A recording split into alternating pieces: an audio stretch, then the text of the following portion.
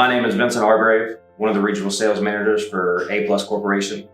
Today, we will go over the insertion and retraction of the Genie Probes series. We're going to use the model GPR, the Genie Probe regulator, for the demonstration. However, the basic insertion and retraction will be similar for GPR as well as the GP2 and the GPSD.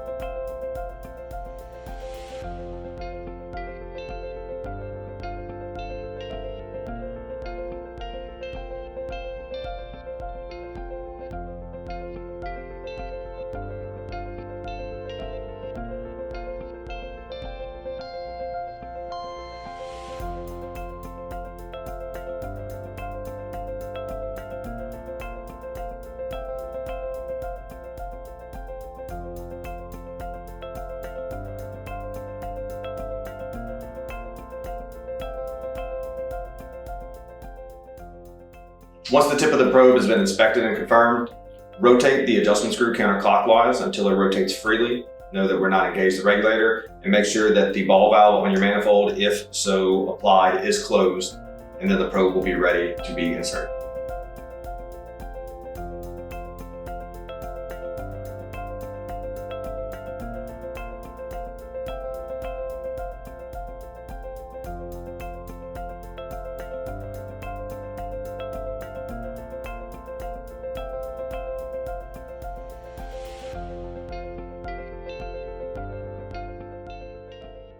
Note, failure to install and close the valve will result in full line pressure at the outlet port. The unrestricted flow could damage the foot valve O-ring.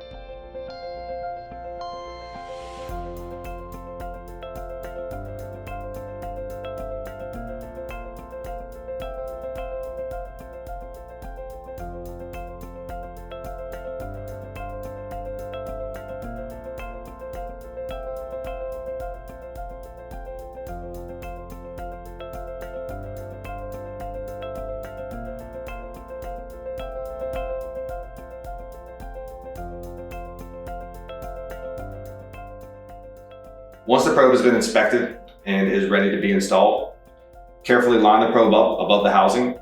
Slowly insert the probe into the housing, trying not to hit the tip of the probe onto the sides of the housing as not to damage the membrane.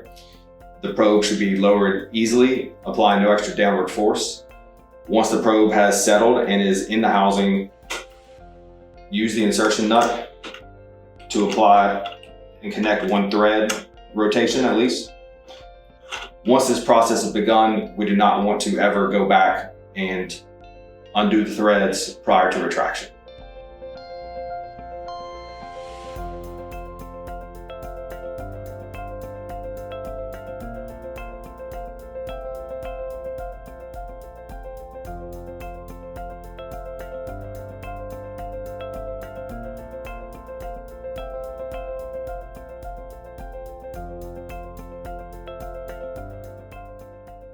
With my probe settled and the insertion nut threaded my one rotation, I'm now going to begin by hand to thread the insertion nut down until the probe hits the bottom of the first vertical slot. Once engaged, even if every other safety procedure is disregarded, this insertion nut is a mechanical stop that is going to prevent the probe from being removed under pressure.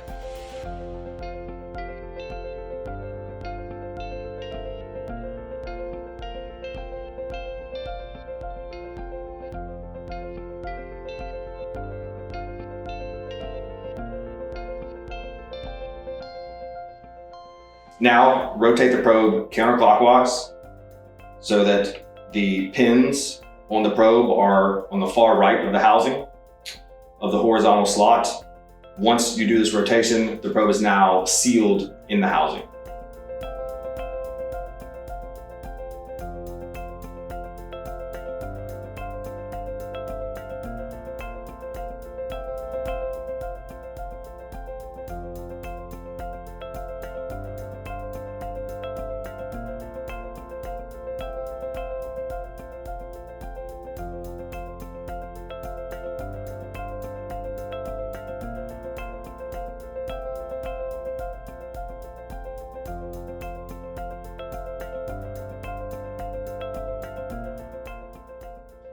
After the rotation, loosen the insertion nut above the second vertical slot to confirm that the probe does not rise up.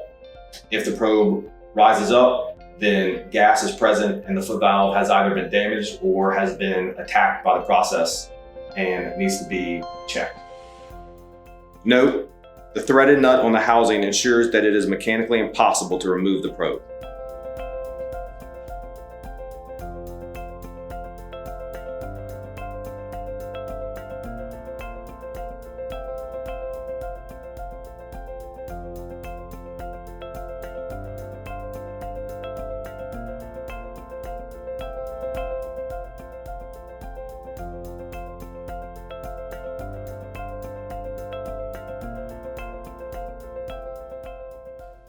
Now we will tighten our insertion nut by hand until it gets too resistant to do so. At that point, we would get a wrench to finish tightening the insertion nut. As I'm doing this just on atmosphere for demo purposes, I don't have my wrench, so I will tighten this until it is fully inserted.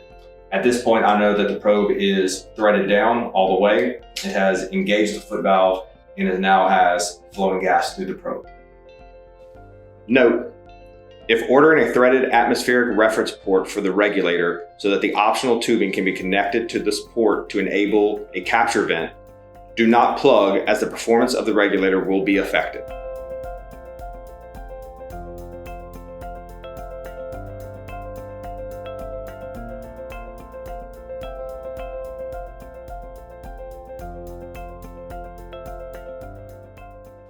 With my probe fully inserted, I will set my desired outlet pressure by rotating my adjustment screw clockwise. Again, I'm doing this on air so I don't have any supply gas. Once my pressure is set, I will then lock my adjustment screw into place to hold that pressure.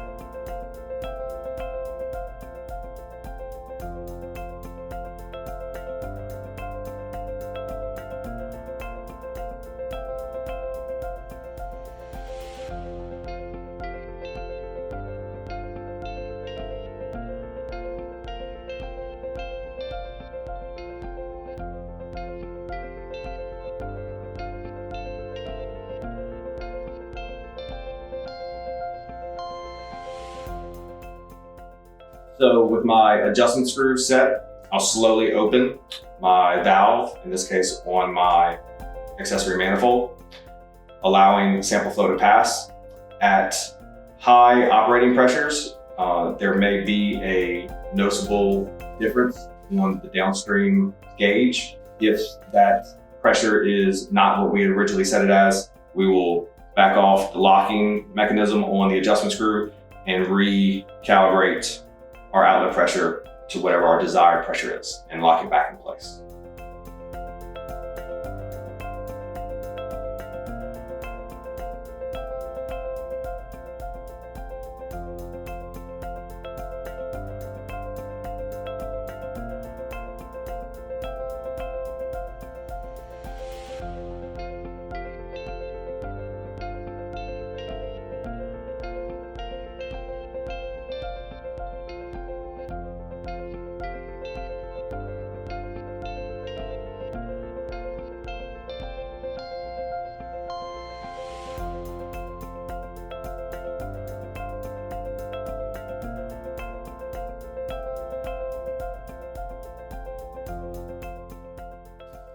Now we're going to begin the retraction process for the Genie Probe regulator. First, we're going to shut sample flow off to our analyzer. We can unlock and back up counterclockwise rotation on the adjustment screw to eliminate the flow going through the probe. If you have a GP2, please confirm that the valve is closed, whether it's the hex adapter option from the factory or the aftermarket valve installed. At this time, we'd use a wrench. As I'm doing this on atmosphere for demo purposes, I'm going to use my hand, and we will begin to counterclockwise rotate the insertion nut. Do not retract or remove the insertion nut past the top of the second vertical channel.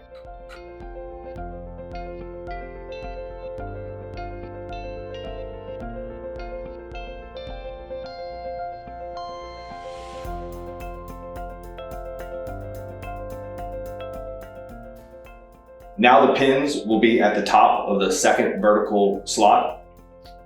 They're being forced there by the trap gas that's in between the housing and the housing seals that are on the probe.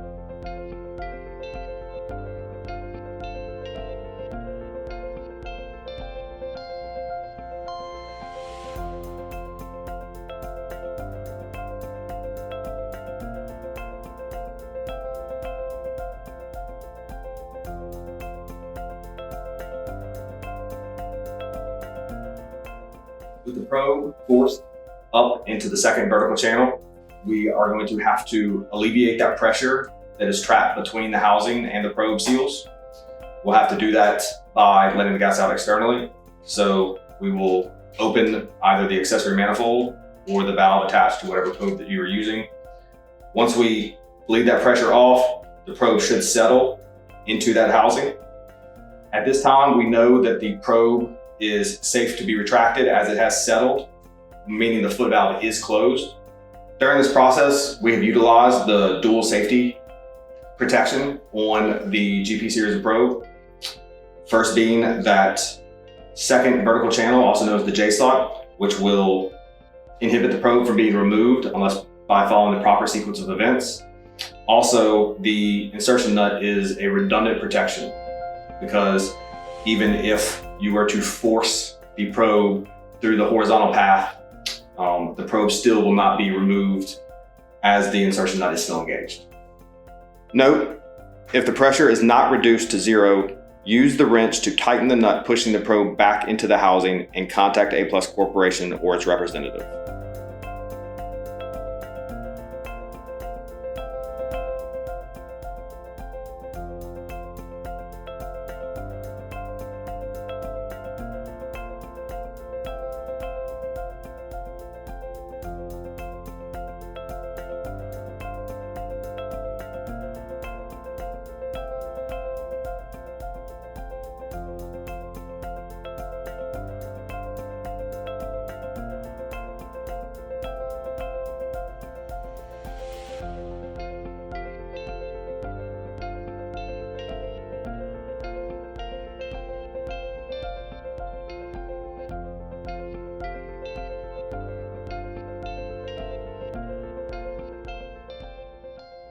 Now we'll rotate the probe clockwise through the horizontal channel until it is in the first vertical channel. We want to confirm that there is no vertical pressure applying the probe upward. Once we have confirmed that there is no trap pressure and that the foot valve is closed, we would then retract the insertion nut. Do not begin unthreading the insertion nut if there is any vertical pressure being applied to the probe. Once fully retracted, or once fully unthreaded, we can then remove the probe, being careful to try to go straight up and not have the tip of the probe and the membrane engage the housing side so that no damage may be done to the membrane, and it could possibly be reused if there are no contaminants or buildup present. Now that the probe has been removed, we have fully demonstrated the insertion and retraction of the GP series of probes.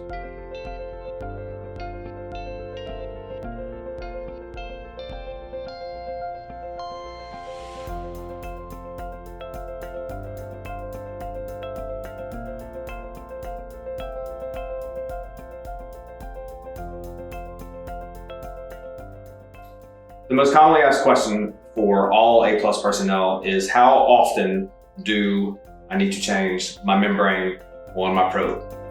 And the answer is, unfortunately, it's going to vary based off of applications. First and foremost, if you ask the factory, as we have no set benchmark, we're going to tell you to change it quarterly. In some places, that's very excessive.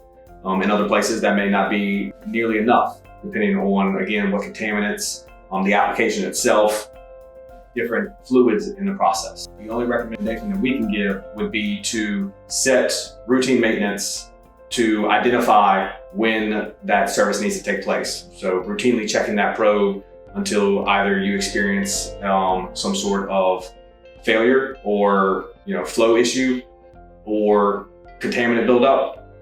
Try to be proactive and find it. The best troubleshooting indicator is anytime that your GPR or your 755 has its pressure set and you have to go out to it and rotate the adjustment screw to try to regain pressure that you've lost. That adjustment has to take place because there's probably some sort of buildup or partial buildup on the probe tip that is inhibiting the gas flow. And when I have to go adjust to increase it to make up for that lack of flow surface, then that's an indicator that the probe probably should be removed and the tip of the probe should be inspected to make sure that there is no contaminants present.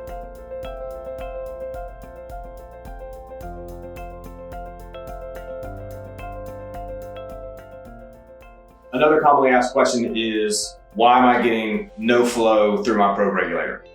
And one of the easiest checks and most common culprits for the GPRs as opposed to 755 is you did not do that last quarter turn rotation into the second vertical channel.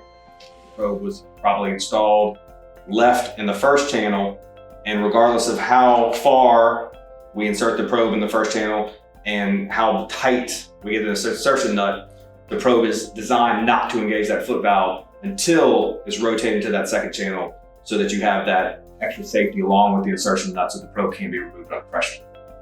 Another common occurrence that often happens after you service the probe is the force transfer rod is missing. So often when people service their membrane due to a flow issue, they'll remove their membrane, and if that does not fix the issue, they're forced to check the regulator cartridge. When you remove the regulator cartridge, if you are not aware, you may have your force transfer rod fall out.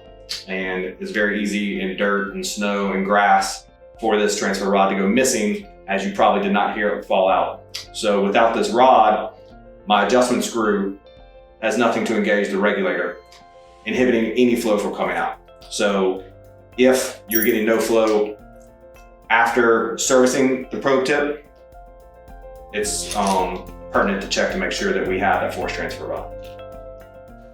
Another reason, which is maybe the most likely, would be simply the tip of the probe is contaminated and it's been in service for a very long time, or maybe there was some upsetting conditions and I'm getting no flow because the probe tip is coated in oil or dirt or glycol or whatever else is in your sample line. Lastly, could be an application issue. The GPR has become the de facto standard for sampling throughout the world. And when applied properly, it works excellently. But it is not able to be used in all applications. Sometimes additional heat and external regulators are required in order to keep the probe from crossing into the multi-phase region and also keep it from freezing up. So a common misconception with the probe is that my head of my GPR, my 755, is the regulator. The actual regulator is at the tip of the probe. This is just my adjustment in order to get my desired outlet flow rate. What the GPR does by design is uses the flowing gas to offset any JT cooling. Well, if there's not enough heat in the line and the gas is too close to the dew point, especially with a heavy presence of water, we can have freezing taking place at the tip of the probe. Once the probe freezes and essentially builds an ice ball over the membrane tip, I'm going to have no flow because I am physically being restricted. Now, that's easy to identify in application because I will go from no flow to having flow as that ice melts. And ultimately, as that process takes place, it'll be cyclical and I will freeze and I will thaw and I will freeze and I will thaw. So if your outlet is constantly fluctuating, that's probably why you're getting no flow. At that time, please send A+ or your local distributor a gas composition and the operating pressure and temperature of the pipeline. And we will use equation of state software to identify the dew point and recommend the components both for heating and regulating. As the GPR is working properly, it's just being misapplied per that one application.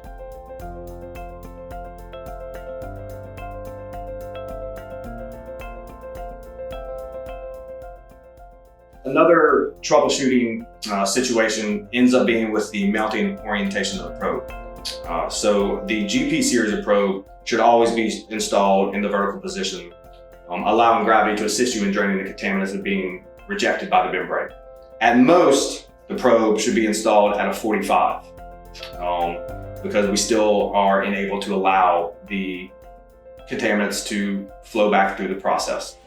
If the probe is installed in the horizontal position at a 90, you will want to go to a direct drive series of probe because my foot valve at the tip of my probe actually has an O-ring that restricts the gas. Well, at that location, the actual piping pinches in and bottlenecks. So if I stay in the horizontal position with my probe, what's going to happen is I have my probe seals on one end and then the foot valve at the other end, creating a pooling issue so that my membrane is going to be saturated much quicker as it's going to be essentially sitting in the water. And it's also going to create application issues with that saturation along with freezing. Again, because this probe is using that heat in the process to offset some of the cooling.